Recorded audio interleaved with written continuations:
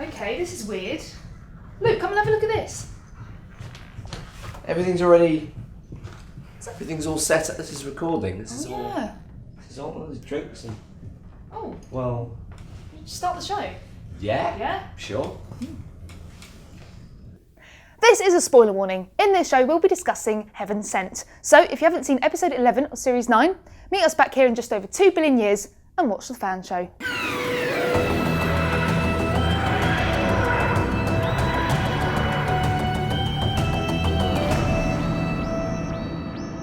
I'm Crystal D. And I'm Luke Spillane. And welcome to the fan show. Joining us this week to discuss Heaven Sent are fan reaction legends Amy and Mary, aka the Sheet Geeks.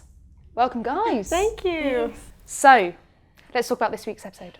But first, let's talk about our favourite moments. What were yours? The moment where he fell into the water and the chalkboard asked him to win, and he goes, "Just this once, can't I lose?"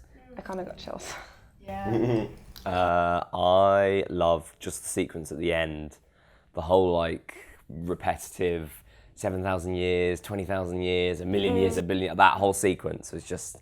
Because I think you don't know what's going on, you don't know what exactly is happening here until that sequence, and it all, your realisation as it comes together watching that, so it just felt good to watch. I kind of like the whole thing that it's just the Doctor on his own, and you kind of have to see how he would deal without Clara for the first time. Yeah. It's quite chilling. Awesome. I loved the TARDIS Mind Palace. I love that whole idea you do wonder what's going on inside the Doctor's head. So it's so great to finally see that, and I think it really worked with this episode, seeing him on his own and seeing him calculate things, which is what we're about to talk about. Because obviously this episode, the Doctor is on his own, and it's quite an original idea, quite unusual idea. Fraser says it was bold and brilliant. Any Doctor would have been superb, but Capaldi made it that little bit more special. And Jed Knight 75 says, if Peter Capaldi doesn't get nominated for a BAFTA or some other award, there is something wrong with this world. So guys, does a solo Doctor adventure work? Yes. Yeah, I definitely think it does. It's not easy for an actor to be on his own and just talk to himself, basically. So Capaldi really nailed it, I think. Yeah, I think credit to all of the Doctors. We've never had a bad Doctor. They're all brilliant. I think they're all fantastic. But I think this episode was it was made for Peter Capaldi. Yeah. It just all worked, and him on his own. I don't think at any point you ever go, "Oh God, this is getting. Well, I need somebody else." You don't ever need someone else in that story. He's just brilliant on his own. It's enough. He carries a whole Doctor Who story on prime time BBC One for 50 minutes, and you don't question it. It's brilliant. I love it when Doctor Who does stuff like this. Yeah, I think he's so fascinating to watch, and just his presence. There's just something about the way he delivers lines and the way he just holds himself that's just so you just can't stop watching him. And I actually tweeted after the episode. I said, if Peter Capaldi doesn't win any awards for this, I will eat my quiff. The TARDIS scenes, the TARDIS Palace scenes, I think largely carried this episode. I think with the Doctor on his own, that helped just create little breaks in between what was going on in the castle. And he's not really on his own because he's talking to Clara. And I personally, I loved seeing this, and I thought it was very almost Sherlock-esque. Tiffany says, it was confusing at first, but I loved it once I realised what was going on. Him talking out with Clara was heartbreaking. And Matthew says, loved how the lights came on as he came round. Brilliant piece of visualisation. And I actually really loved that as well. I loved the use of the lights in the TARDIS, almost as if he was connected to it, and which in lots of ways he is, I guess. So did you enjoy, I guess let's call it Dr. Sherlock? Yeah. You can tell that they have the same writer or the same producer in some ways, because it was so linked. And as you said, with the TARDIS light and everything, I think that was great, because it does show that it is not just his TARDIS, it is him in some ways, and he is truly connected to it. I'm an utter TARDIS geek. I love seeing it. The fact that we haven't actually seen the TARDIS that much, especially inside this year, I feel. So it was nice to play around with that so much, and the lighting with the roundels coming on. It was such a strong image. Yeah. The idea of him coming round consciousness and the roundels going off. And like you said, when the TARDIS when he was falling into the water, the whole TARDIS was crashing. I kind of want that in every episode Yeah. to see what's going on in his head. It was great. Yeah, and it's, you know, I mean, in terms of the visuals, you know, you picked up on that, and I think one of the things that really stands out in this episode is the strong visuals and just how amazing Doctor Who looks now. And I don't think Doctor Who has ever looked so good. Were you guys impressed by the visuals in the episode? Definitely. Yeah, I think my favourite was the slow transition from the Doctor's face into the skull. And I think that was where I really got the fact that all the skulls are actually his skulls. And I think we made out that if he died once every day for 7,000 years, he died 2 million or 2.5 million times or something just from the first time we saw him. Doctor Who's always had like great directors, whether it's, you know, in the classics, whether it's like visionaries like Graham Harper just coming along and taking Doctor Who and going, right, this is Caves of Androzani, this is crazy, I'm going to do it like this. Or in the last couple of years, you've had people like Nick Horan who's come along and he, you know, and he directed A Sign of the Daleks, Angels Take Manhattan, then went on to direct the 50th. These are people who are like real visionaries, and people like Rachel who come along with Darkwater, Death in Heaven, and this, and they really look at that story and they go, how am I going to tell this story? And the visuals for this were outstanding. Without a doubt, one of the best directed Doctor Who stories in 52 years. That is up there with the top. I totally agree, and it was so artistic, I thought, as well. It just felt like, I felt like I was watching a short film. Absolutely. It was very filmic, I think. Yeah, it was kind of like watching a movie instead of a TV show. The flies that's How amazing was that visual? Yeah, the flies stopping and... Also the veil, having it be scary when it's so slow moving. All credit to Jenna Coleman when we were at the Doctor Who Festival, and there was a beautiful moment where we went to watch the Meet the Cast panel at the Doctor Who Festival, and Jenna said that she finds slow-moving monsters terrifying because there's almost a confidence that they know they're going to get you, they don't need to rush.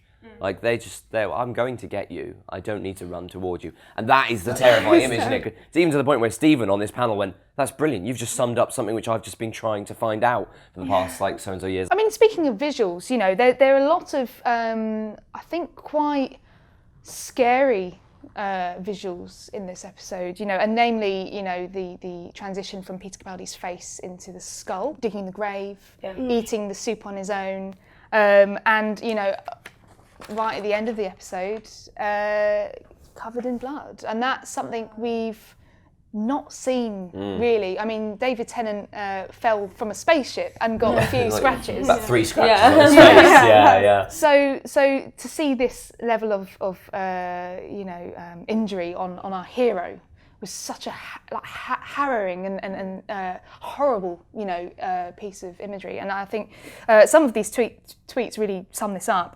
Gilby P says, I found it very horrific. You never expect to see the hero in pain, so I was not expecting this. And Finlay HS says, this reminds me of why we love the Doctor. Him knowing he'll be repeating that cycle for billions of years and bravely doing it. I personally was quite affected by a lot of these images and stuff. And were you affected as well? Yeah, it was painful to see the Doctor in that state, just having to crawl up the stairs clearly in pain, and always pulling the switch every time on himself. I think the moment it hit me was when you see him walking towards the room with the teleporter and you see the blood footprints. I think that's when I got the connection from the blood footprints in the beginning of the episode, and I went, oh my God, like he is actually dying. So that was something that really hit me at that point. Having said that, there is a lot of fun to be had in this episode, and there's a lot of really funny moments. And I know that we laughed a lot when we saw the episode. Absolutely. There's some really great lines, and I think the whole... I laughed after I realised what the TARDIS Mind Palace was. Every time we had that cue, that first shot where he walks into the TARDIS, and I think they reused that as it's a shot from below as the Doctor walks into the TARDIS. It's a running joke. And so after that happened like 2 times, I thought, oh yeah. And every time those TARDIS scenes appeared, I laughed and I loved that. But there is a lot of fun to be had, I think. And it's classic Moffat wit. He is very good at comedy, and he is very good at timey-wimey as well. And these two things really come together beautifully, I think, in this episode. Did you enjoy some of the humour? Yeah, we laughed at the Doctor's Inn, and I hate gardening. Yeah, the gardening. Yeah. I get that. But it was sort of like a painful laugh. It was sort of like, he is in pain, he just lost Clara. This is obviously not fun for him, but it's still kind of witty. Yeah. So it was fun, but kind of like a sad fun. That is what the Doctor does, because he often distracts himself by and Osgood points it out in the Zygon 2 parts, where she says, "Oh, is this your using wit? Yeah. Whenever he's in the danger, he has that phase where he's like, no, everything's fine. I'm gonna, and he'll make light of it. And I think that makes those, as you say, those moments of when he is scared, those defences, those barriers have just completely broken down, and he's showing you himself. And that, so we don't normally see that. It's so amazing to see that, and for the Doctor to finally not be scared, to open up and just be like, hands down, I'm scared. The first time round, I thought he said the hybrid was me, as in the Doctor, and I thought, how? Yeah. And I was like, pretty much. Okay, well maybe we'll find out. And then I watched it again, and he said the hybrid is me, and I thought, hang on a minute, me, yeah, as in Ashilda. Yes, yeah. And that makes so much sense. Yeah. So my money, I have to say, at the moment is on Ashilda. Ashilda, yeah. That would be so interesting to see. So have you made your minds up? Are you still speculating? Or? I'm still speculating, yes, because the hybrid is supposed to be a mix between two warrior races, and I can't say that humans are a warrior race. At least they haven't been in space yet, as in the sense of becoming a warrior race, I feel. So I don't know if my money is on her, just because I feel like humans aren't classified as the warrior race yet. And the Time Lords definitely are, but they say that it could be the Daleks, but it could also be Cybermen, it could also be Zygons, it could be so many other things. So I don't know. Obviously, at the end of the episode, the Doctor finds Gallifrey. Yeah. What is going on? I mean, in the 50th, he said, I'm going home the long way round. And a lot of, I know I did, I'm sure you did too, a lot of us thought, oh, this is the game plan for the next 50 years. Yeah. Personally, I didn't expect to see Gallifrey so soon. Yeah. But then having watched this episode, I felt satisfied that this was the long way round. 2 billion years is a hell of a long time. And I felt, actually, after what he's been through, I thought, yeah, it's the right time. I'm ready to see Gallifrey. I'm ready to see the Time Lords. So I'm kind of okay with that now. We did ask some of the fans. Tom says, about time. The one thing I can say is the Time Lords better be ready now the Doctor is back and out of control. And Billy says, I thought the Doctor's search for Gallifrey was meant to drive the show for the next 50 years, so I'm a bit confused. So guys, do you think it was a bit too soon? No, I don't. Yeah, we were thinking of him and Clara going actively looking for Gallifrey, and they really haven't for the 2 years Peter Capaldi's been the Doctor at all. Yeah. So in that way, it was about time, but maybe not necessarily finding it, but at least starting to look for it. But I think he deserved to find it after 2 billion years. Yeah. Totally. Yeah. And when it said home on the diamond wall, it was like, and he said he thought it was the TARDIS. We both went, Gallifrey! And then he goes, oh, TARDIS. I'm like, oh. No. We were talking about the bootstrap paradox that is mentioned in that episode, where the Doctor goes, bootstrap paradox, Google it. We did. And that goes really well with this episode, with the whole, no one knows when it started, it just goes on and goes on. It changes a little bit, but not too much. We've seen that in Blink before, but we were also talking about how Blink kind of engages the audiences a little bit more because it's easier to understand. It's more like, this goes on, we explain it the entire way, you'll get it, don't worry. Yeah. While this was more like, this goes on, now figure it out.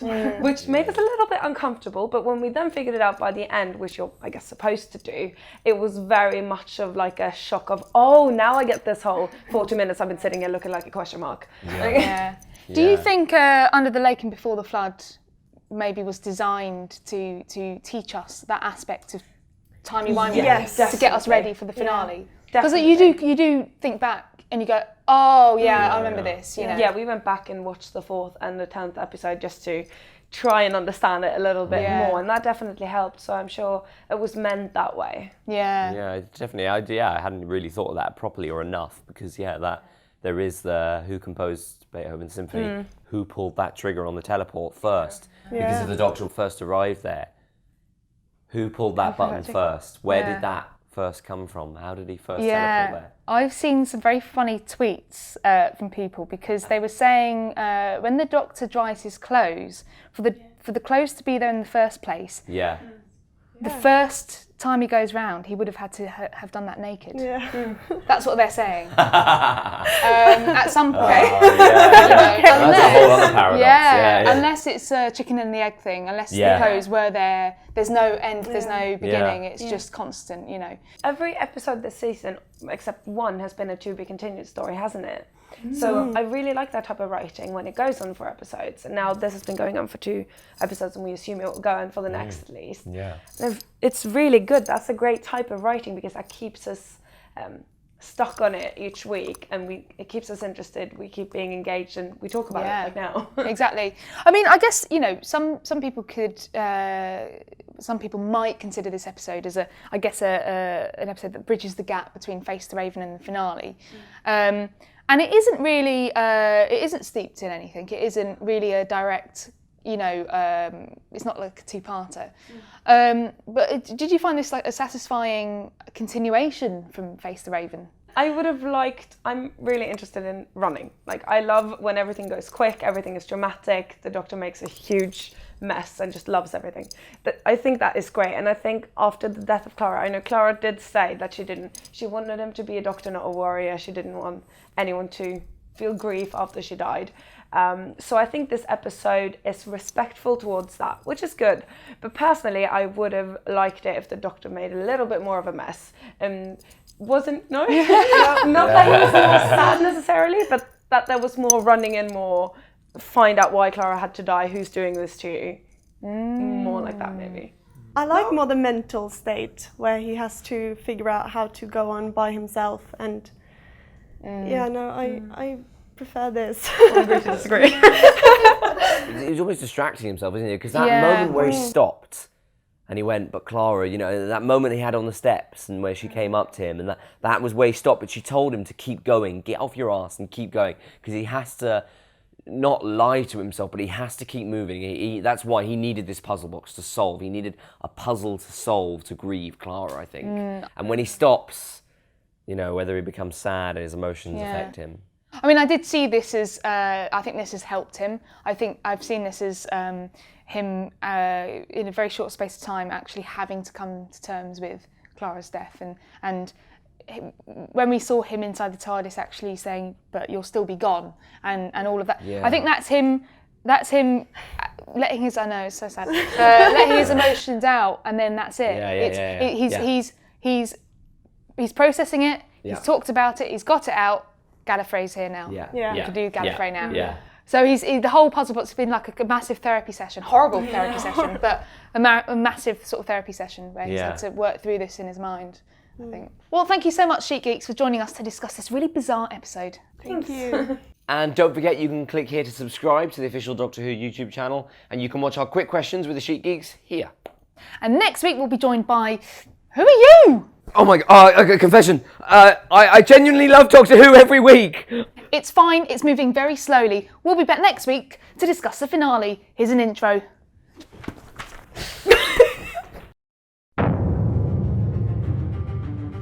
The Doctor has a difficult relationship with the Time Lords, and it's got way worse. They've exiled him, they've tortured him, they've trapped him, they've killed his best friend. Now he's going home. He's not quite the lovely man he was before. The Doctor, as it says in the title, this time is hell-bent. Okay, this is weird. Luke, come and have a look at this. Everything's all set up. This is recording. This is all these drinks and. Oh. Well. Start the show. Yeah. Sure. This is a spoiler warning. In this show, we'll be discussing Heaven Sent. So if you haven't seen episode 11 of series 9, meet us back here in just over 2 billion years.